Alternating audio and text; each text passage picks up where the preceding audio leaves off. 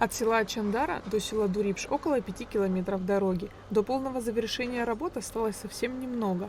Аслан Анкваб, ведущий инженер техотдела УКС, отметил, что в гравийном исполнении будет сделано около 2 километров, а оставшиеся 3 с небольшим километра будут заасфальтированы. Работы были бы завершены ранее, но помешали погодные условия.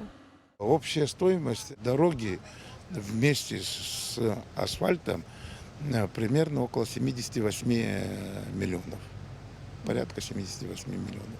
Примерно они уже и закончились работы, кроме укладки асфальтобетона, но в такую погоду и при такой сырости класть асфальтобетон нельзя, поэтому будем ждать асфальт в течение месяца, может быть, если хорошая будет погода. Это что считается в этом году.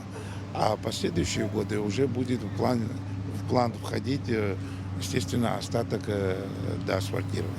На начальном этапе дорогу расчистили от кустарников и мелколесья. После этого сняли старый асфальт и отсыпали основание частично под асфальт.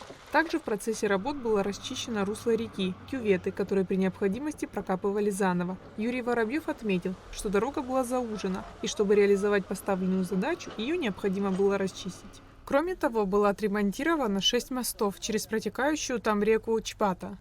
В процессе работы были открыты заросшие очень сильно мосты, и в итоге пришлось даже 2 моста, один построить новый, один отремонтировать, заменить настил.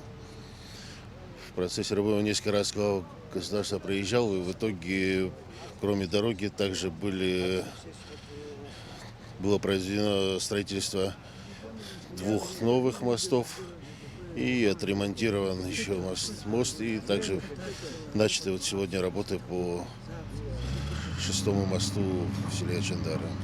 Безусловно, жители села рады новой дороге. Теперь добираться до дома им будет намного быстрее и комфортнее. Такого строительства я уже в селе 50 лет, я еще не знаю и не видел. Прямо в течение почти 5-6 месяцев 6 мостов, начиная с центрального моста и кончая выше 6 мостов. Вот это 6-й мост будет закончен в течение недели, 10 дней.